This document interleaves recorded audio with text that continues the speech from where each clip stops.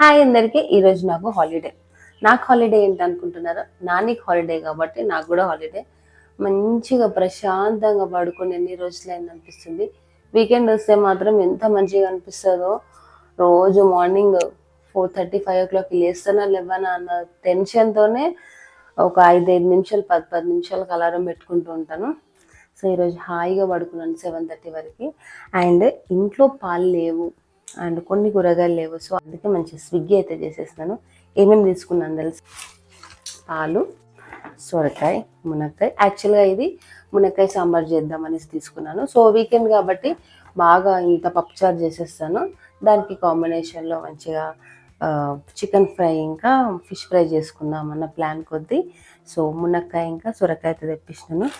Bread, mangoes, ఇవి రెండు. నా వీకెండ్ స్టార్ట్ అయింది మార్నింగ్ కూరగాయలతోని.